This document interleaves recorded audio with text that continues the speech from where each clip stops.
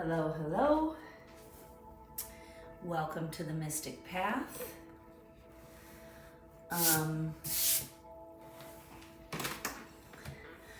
feeling called to get on here and do a little chit chat. Here in the States, we had a big thing happen yesterday. The verdicts in the George Floyd, Derek Chauvin trial came in, and Derek Chauvin was found guilty on all 3 counts of murder, of the murder of George Floyd. And I've been feeling called to get on here and do a little video and pull a few cards around the healing that we could do right now in the collective around this topic, around this trial. There has been a lot of trauma and triggers throughout this trial. We've kind of been dealing with this for a year because it was almost a year ago in May when George Floyd was murdered in broad daylight on video with the world watching. And we've pretty much been dealing with it every day since, right? And I'm a little nervous because John Lewis, the great John Lewis, civil rights activist, worked in our government, made great use of his time here on earth, his life here on earth. He helped the collective in many ways, and he endured lots of struggles to do so. His energy kind of came in earlier today and gently, and just like he used to say, make good trouble, right? That's how we create change. And true to form, his philosophy was make good trouble. Don't be disruptive. Don't be aggressive. The only way we can make change is by, if you see something, say something and take action and be brave. And if you see somebody being discriminated against or treated as less than, be brave, stand up, use your voice. If you see something, say something, right? He was famous for saying that. And we lost him last year as well. He worked hard for us in the collective, and he definitely earned his exit point from Earth, right? Well, anyway, I never thought in a million years his energy would come seek me out, but here we are. This morning, he gently tapped me, tap, and asked me to do this chit-chat, to have a little chit-chat around the verdict, around what just happened, and to kind of pull some cards and messages from the spirit world on how we can start to heal and how we can continue the work. Because he's saying to me now, it's important that we understand we have not won the war. Okay? This verdict, yes, most of us feel relief and feel I want to say celebratory, but that's not the right word because nobody should be celebrating this. George Floyd is no longer with us. He is still gone. And Derek Chauvin now is going to prison for what could be up to 40 years. And, nobody wins in that situation. And they want me to draw attention to the fact that it's easy in a situation like this to villainize the other side, right? To villainize the other perspective. But they are reminding us that that's all it is a different perspective. It's a different paradigm, right? George came here to serve this purpose, to be a catalyst for what will be probably the second phase of the civil rights movement. I mean, there have been millions of phases, if you ask me, but I guess according to society, this is really only the big second wave of people demanding their civil rights. Although we know this has been going on since, pre-slavery. So I hesitate to call it the second wave because, it's ongoing, continuing work. And it's always going to be ongoing, continuing work. And we each have to do our part. Little shifts, right? Small shifts every day eventually add up to a big collective change. So when we're feeling discouraged or beaten or sad, we need to remember that,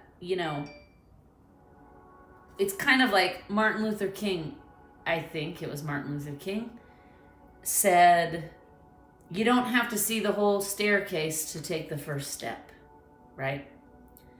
So this is kind of a similar thing. They're saying each little thing, like this verdict, is something to celebrate in that it's a step now. It's another step that we've added to the foundation, right? Of bettering ourselves, of ridding ourselves of this race issue and this separation issue, because that's really what it is, right? Racism is just separation on 10, right? And we're here as humans to try to overcome that and to try to live and understand that we're all the same and we're all just one big collective. We're all part of the same vibrating ball of energy. So the fact that anyone could look at a person with a different skin color and feel they're different than me, that shows us how much work as humans we still have to do, because they're not different. Nobody's different. We're all the same energy on the inside. They've even proven genetically our DNA is like 96 or 98% the same. I just read that in the Cast book, and I'm actually going to go grab it really quick. I did not know that they were going to have me bring that up, but oops, look, I'm dropping everything along the way. Oh, excuse me, just 1 second.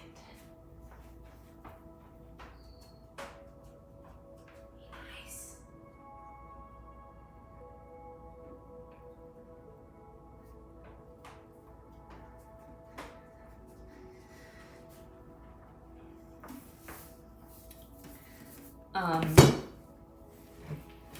I'm reading this book.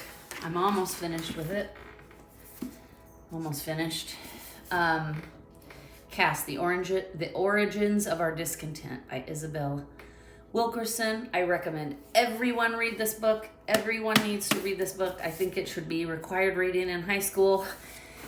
It really helps explain and analyze for better understanding the caste system that we all live in. And I'm talking globally, okay? Nobody escapes the caste system, unfortunately.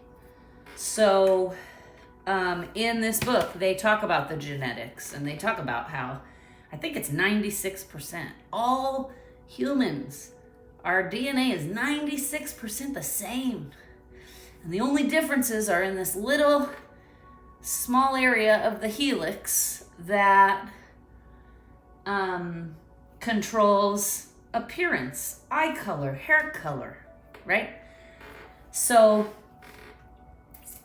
again, we're all the same, and the sooner we can start to embrace that and get closer to that idea, the more we ascend and the more conscious we become and the more happy society becomes for everyone. Because right now, most of society isn't workable for everyone, right? It's not sustainable for everyone.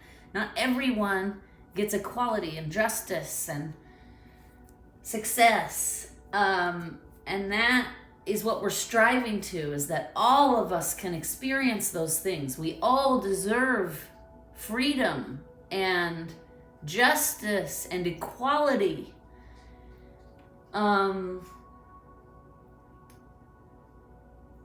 And we want to be careful, this trial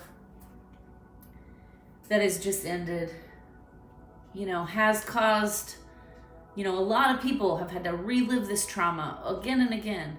And African Americans in particular, because, this has been happening to their community for thousands of years, and they've been screaming it from the rooftops and nobody would listen. And it wasn't until smartphones, when everybody could record what was happening, that everyone really started paying attention and listening, right? Will Smith recently said, racism is not getting worse, it's just getting filmed. And that's a pretty profound statement, and I do agree with him, because it's not getting worse. It's always been this bad. Most people have had the privilege and the luxury to bury their head in the sand and pretend it's not happening, because it's not happening to them. But the bottom line is, it's always been happening. And if it doesn't happen to you, you're one of the lucky ones. I've had it happen to me, discrimination. I'm Italian. I'm very dark-skinned, especially in the summer. And so, I've had comments made to me about that. And growing up as a child, I grew up in an all-white community, and there was a lot of that. Like, you're not white, and you're not, and I know that I've only experienced this tiny, minuscule amount of discrimination and inequality because I'm Italian. And now, as an adult, and I'm 46 now, so I was experiencing this as a child and a teenager. I don't experience it hardly at all, right? Because I'm lucky. I live in a place that's very diverse. So I'm very lucky and happy about that. And so, being Italian's not a big deal. Just like being black is not a big deal. So I don't at all want to say that I understand and I know what it's like to be discriminated against day after day after day, because I don't. I just know a little tiny sliver of it, right? And I just know that stuff I've experienced has been traumatic for me. To come to the realization that somebody you care about or somebody you know thinks you're less than because of, it's just silliness. My dad's a white guy. My mom's Italian. Somebody told my dad once that they couldn't believe he married an Italian woman because that would create dirty babies. What? What year is this, right? So, like I said, I've experienced it to a little degree, but again, my dad is a white guy, so for the most part, my family has been in the white privilege arena, and so we haven't had to experience near what other minorities and people of color experience. So I just kind of wanted to put that out there, because all of those memories have come back to me watching this trial. So those things kind of re-traumatize you when you have to remember that those things happened to you. And like I said, it has happened to me on a very small degree. So if imagine the pain and the sorrow and the frustration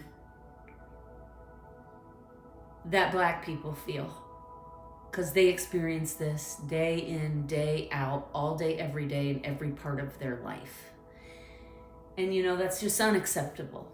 And so, you know, they wanted me to get on here and chat because, yes, this is a celebratory moment, because this is a small shift where there's going to be accountability, and we're going to get to understand,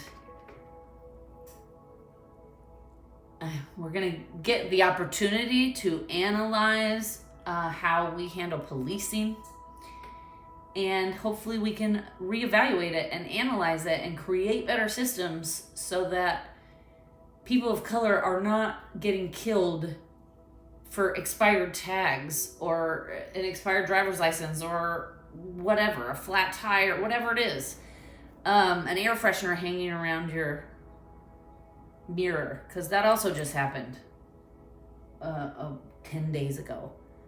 Somebody was killed for that. So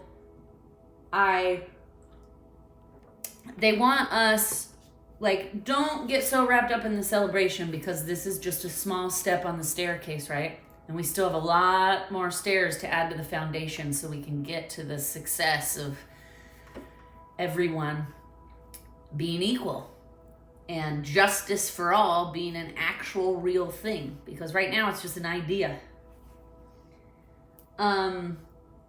So they just don't want us to get distracted by this win, because we haven't won the war. It's just a battle, right? We've won a small battle that's going to move things forward.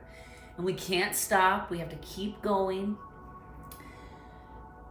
But, and John's adding in here, we have to remember that fighting is going to get us nowhere, right?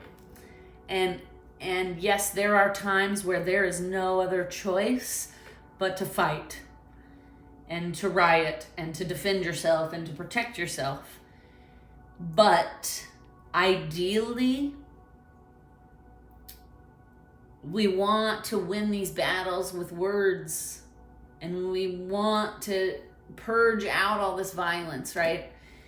And so, like I said, they really just wanted me to come on here because there's a lot of people right now in the collective that, because of this trial, whether you're connected or not to the actual people involved, it's traumatizing everyone. Because like I said, how things came up for me that I was remembering from my childhood about being discriminated against occasionally.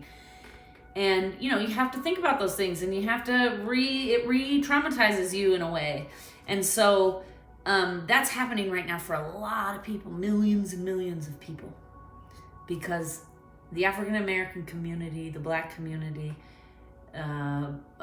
Hispanic communities, people of color in general have been experiencing this for thousands of years. And a lot of the time, no one has paid attention. So when something like this happens, then all your own experiences come up, and that re-traumatizes you, on top of the fact that we're watching over and over again on the news the video of a man being murdered in broad daylight, right? So all of these things create stress and trauma, and they just wanted me to come on here and pull a few cards to talk about how we can start to heal and continue this activism moving forward, right? Because we cannot stop. It's not enough to obviously it's not enough. This verdict is not enough. It does not erase thousands of years of oppression, and it doesn't heal, right? And again, nobody should be celebrating. A man is going to prison for the rest of his life. A man is dead. This is not an ideal situation for anybody. And again, they want me to go back to, it's very easy to be on one side of it and villainize the other side, but we cannot do that because growth and change does not happen when we're blaming each other, right? So they do want me to take a moment here, and we need to be grateful for both George Floyd and Derek Chauvin. And I get it. A lot of people are going to be like, how can you even have sympathy for this dude? And, and listen, I agree. What he did was wrong. And he seemed to be consciously doing it, according to the video, right? None of us will ever know because none of us are Derek Chauvin and none of us were in his head and mind at the time. But what it appears is that he consciously knew what he was doing, and George Floyd constantly kept saying, I can't breathe, and, Derek Chauvin did nothing to help that situation. No CPR, none of that, right? So it would be very easy to look at Derek Chauvin and villainize him and blame him and, what a horrible guy, throw the book at him, right?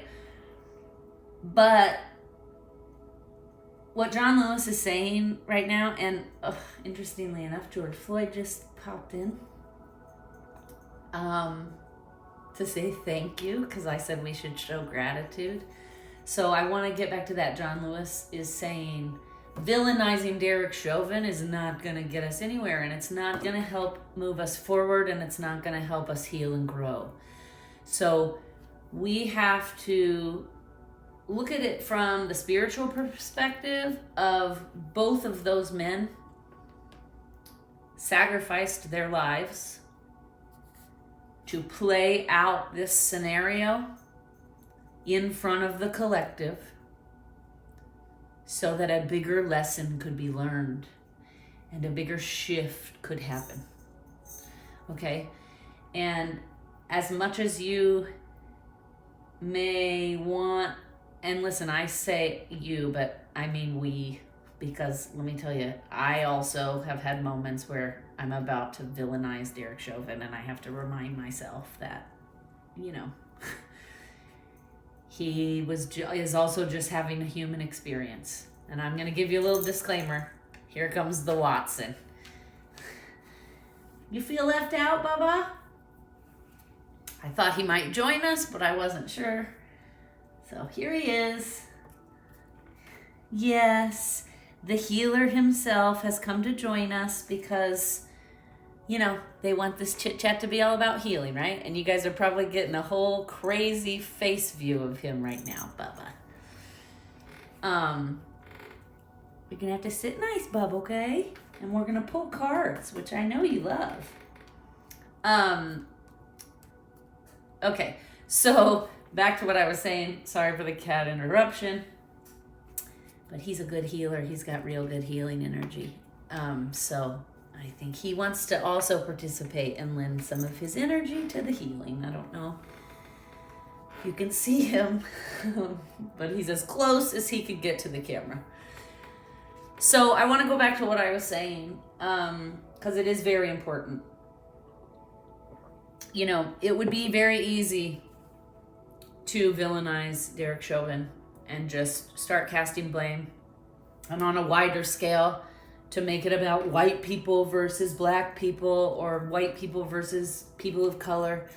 But John Lewis is asking us not to do that. He's asking us to look at this from a higher perspective and to understand that,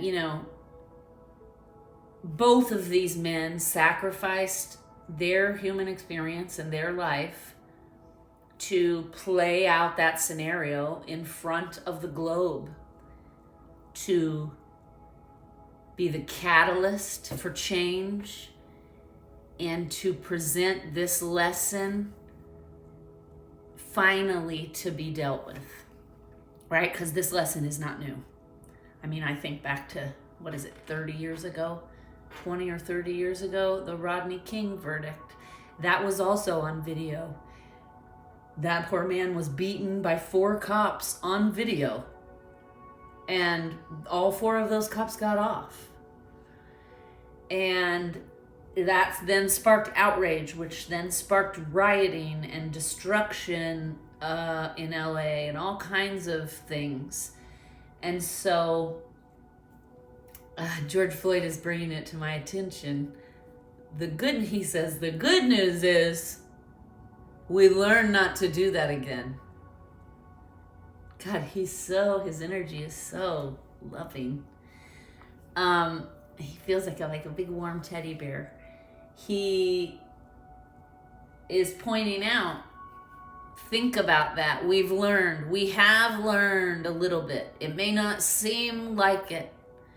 And it can be discouraging and frustrating at times when you look at what's happening in society. But we have learned a little bit, right?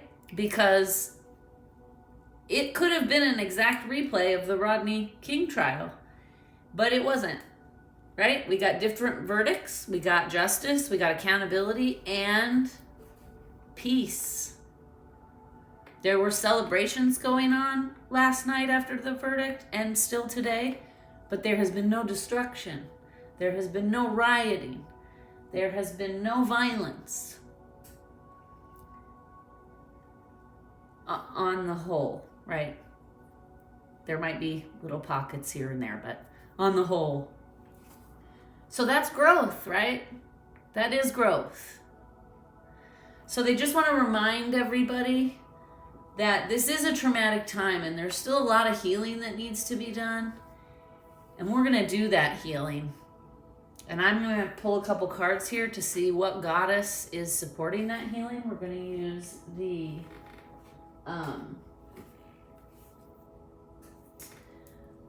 goddess power and whispers of healing. And we're just going to see here what John and George would like us to focus on and put our energy towards in the next days and coming months to kind of help heal all this trauma.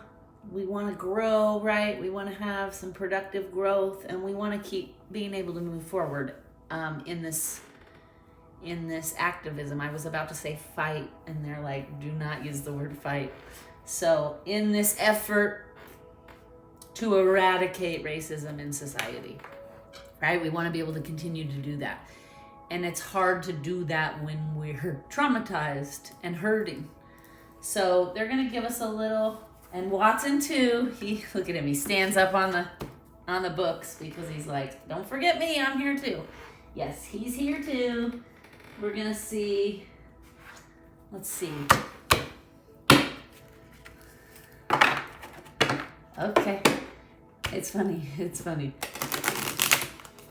George is gonna pull us a goddess, and John will pull us a healing card. It's funny, I started to shuffle, and that's the message I just got. So, Mr. Floyd, I do want to thank you again for your sacrifice and show you gratitude. I know this was probably not an easy scenario to have to act out to exit the planet. So I appreciate you, and I am grateful you were willing to do that for the greater good of human growth.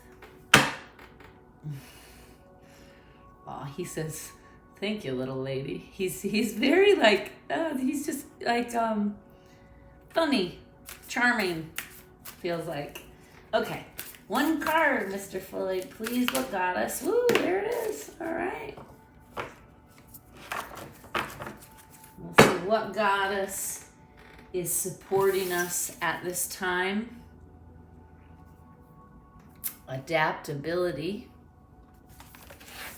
Okay. And that is Nine is her name. A-I-N-E. Let's see what she brings us. You helping, Bubba? Here we go. Card number 1. Okay? Ones are significant, like the Fool in tarot, right?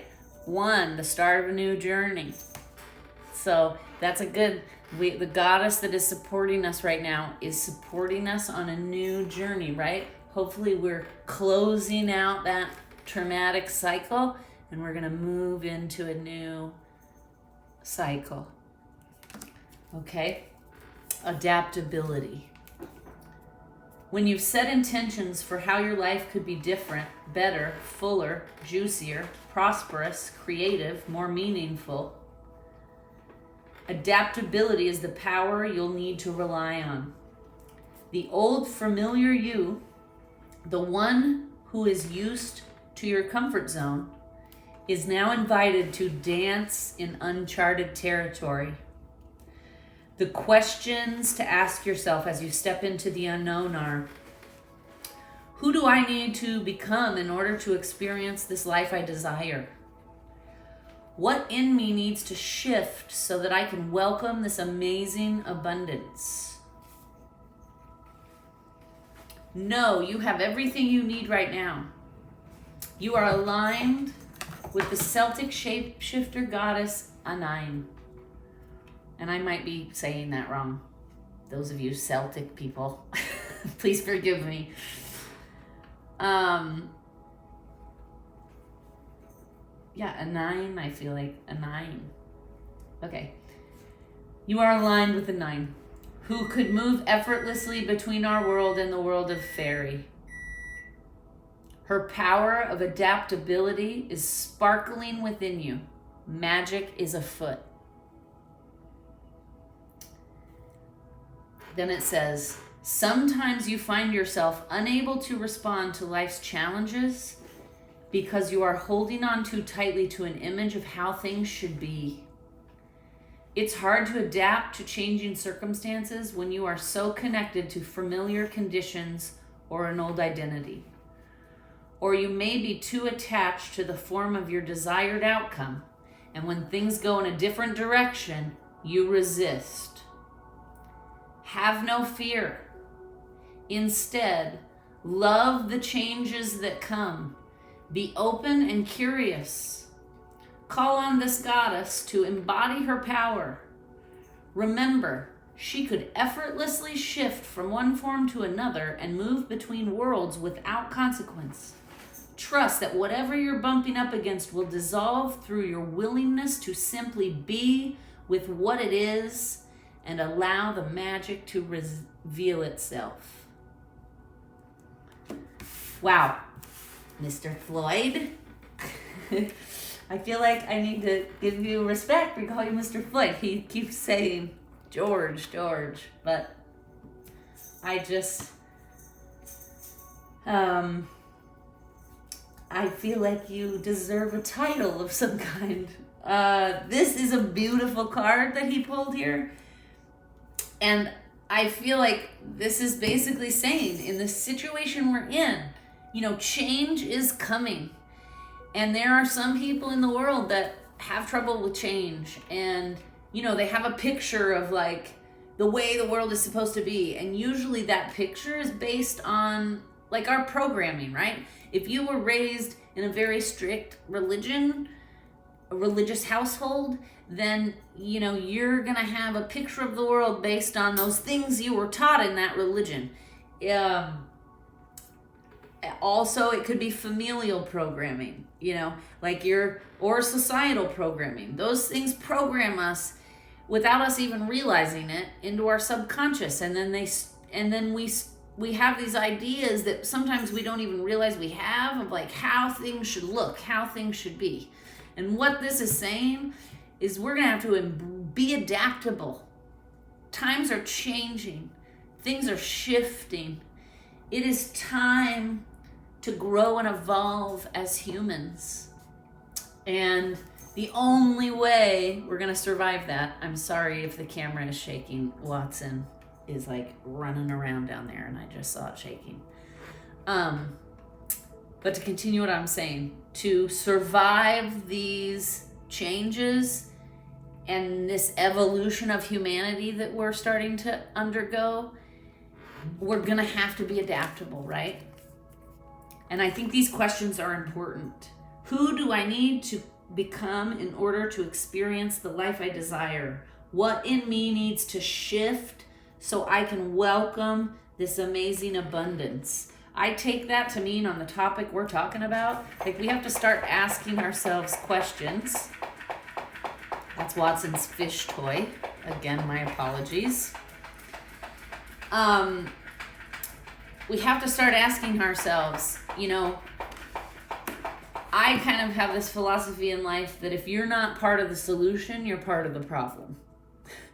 So, and what I'm getting at here is if you're not working every day towards a better tomorrow and towards eradicating discrimination and oppression and racism, then you're part of the problem. If you're just sitting and saying like, well, this isn't something that happens to me, so this isn't something I need to worry about, then you're part of the problem, right? You're not part of the solution. And I feel like this card is telling us we have to start asking ourselves these hard questions. What can I change? Because again, we can't change the world until we can change ourselves. So what can I change in myself? What behaviors or actions can I change to help move us forwards into a society with less oppression and less racism?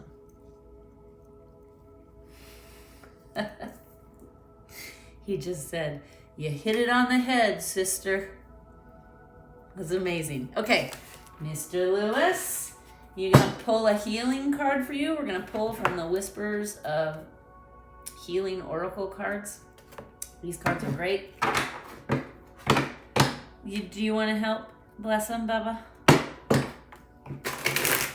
We're going to get a healing card and it'll more specifically direct us to what we can do right now to heal some of these current traumas going on, right? So our advice is we're being supported by the Celtic goddess here so we can be adaptable. Now let's find out what is it we can do to heal. One card, please, Mr. Lewis. Woo, there it is. Look at that. I like it. You men like to get things done, it seems. Barriers. Barriers. All right, let's see what we got here.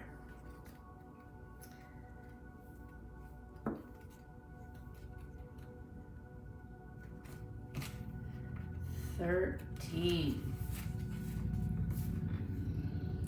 Ooh, beautiful goddess riding a dragon here. You have created barriers or defense mechanisms that may be preventing emotional or mental healing and growth. The universe is eagerly awaiting and willing to assist you with your healing, but you may not be receiving the healing you desire. Something seems to be blocking or hindering your restoration. The obstacle may be a protective measure you have put in place to keep your heart from further harm. This shield may seem necessary and logical. However, it is also preventing the healing light being sent to you from penetrating and healing your pain. Defense mechanisms are a response to being wronged, hurt, rejected, abandoned, or abused.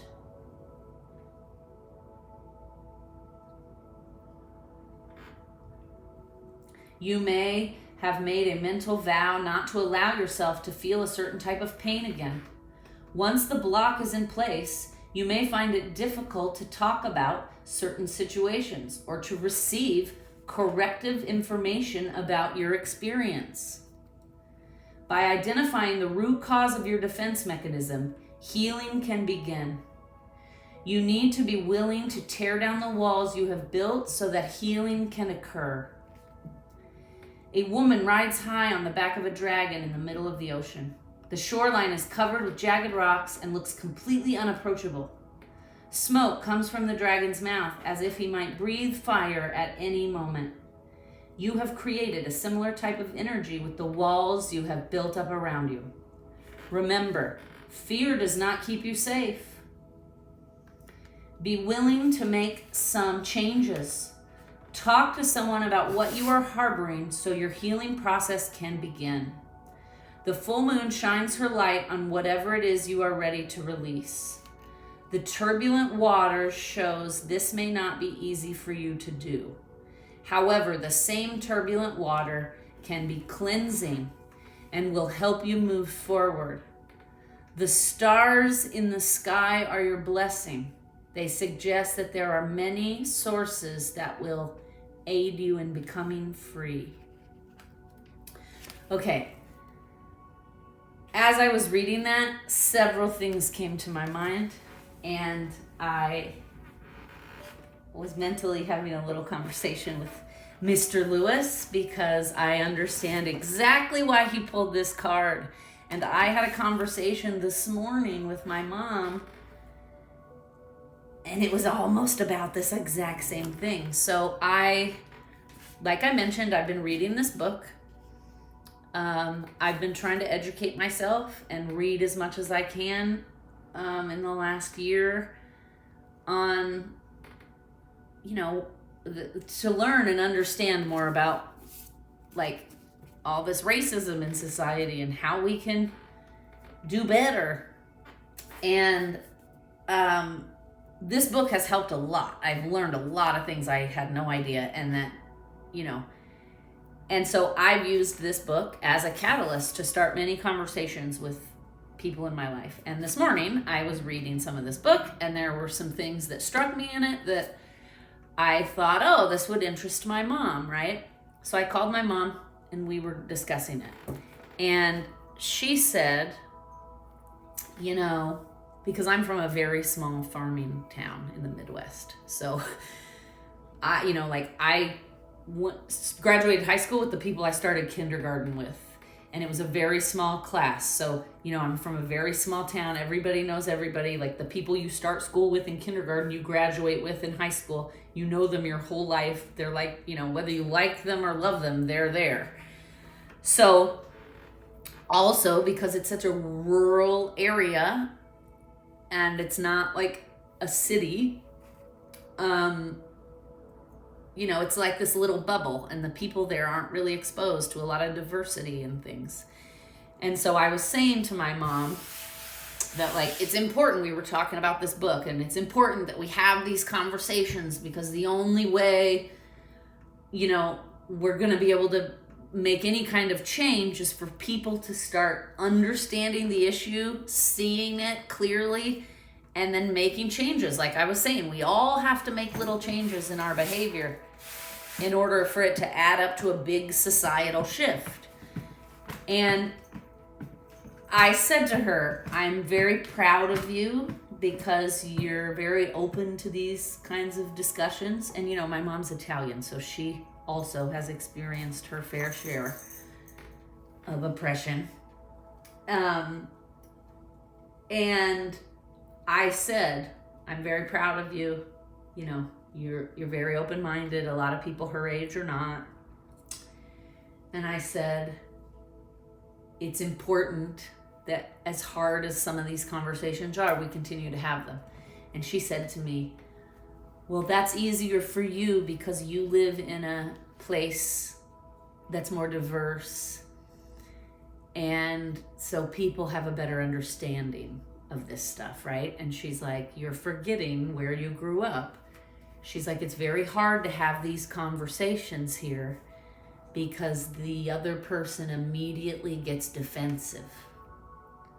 And this is exactly what this card is saying. In order to heal all this trauma and move forward in a productive, loving way to start to make changes in the systematic racism that exists, is we have to be able to start seeing clearly and putting our programming aside. And so Mr. Lewis here brilliantly is telling us the thing a lot of us need to work on to heal this is our defensiveness, right?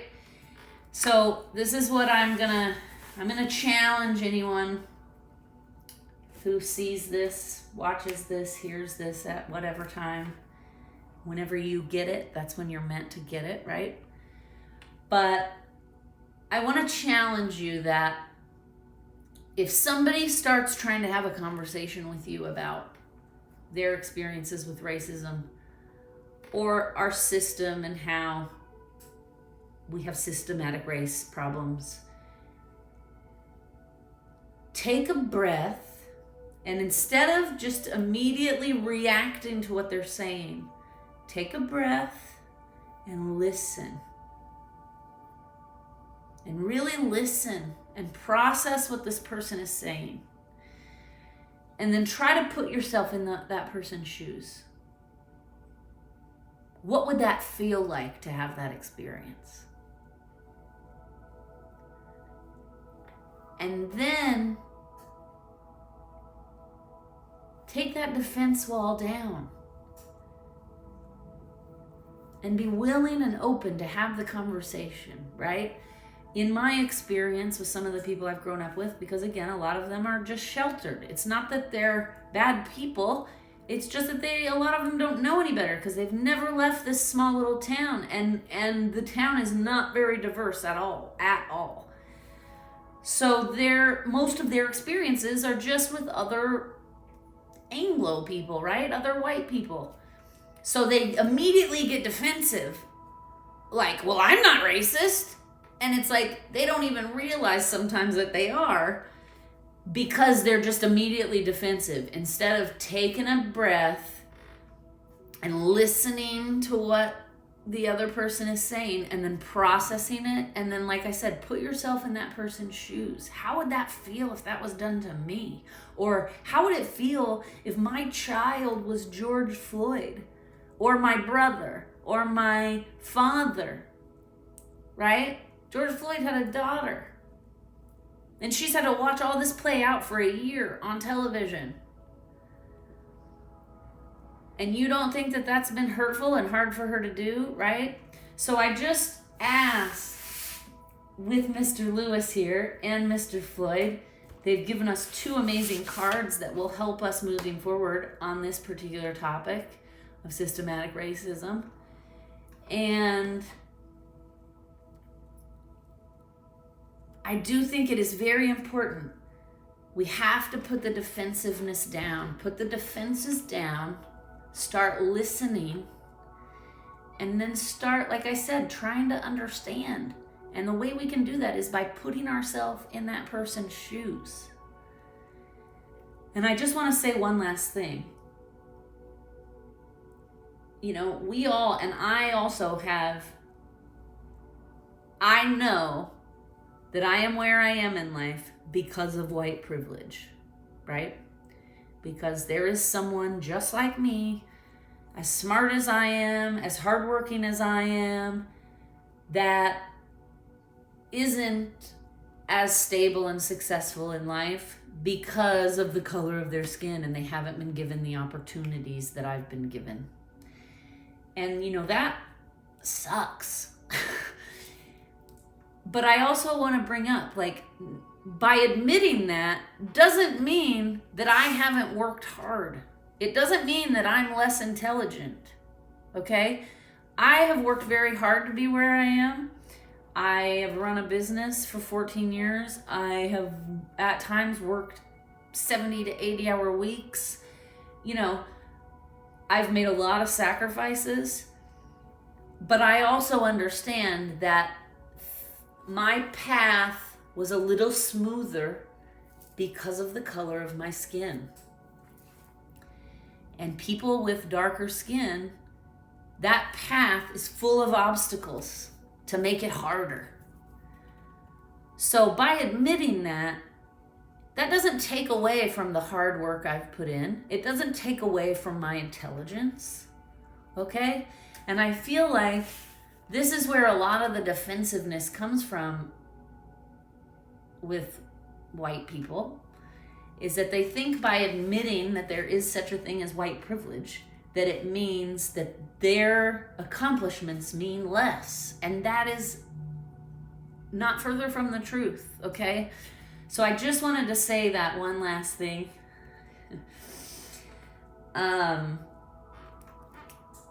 Because I feel like it's important. We can't, the defensive barriers won't get taken down until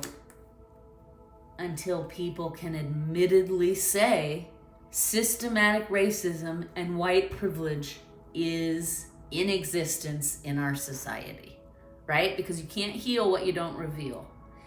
And revealing it and talking about it and bringing it to the forefront is the first step, right? It's the first step, like we said with the staircase. Oh, I just love how it all always comes together. So we're gonna leave it with that. I desperately want to thank John Lewis and George Floyd both for coming to me and asking me to do this today. I feel honored. I honor both of their spirits. They have both done amazing things with their time on earth to help the collective move forward and grow.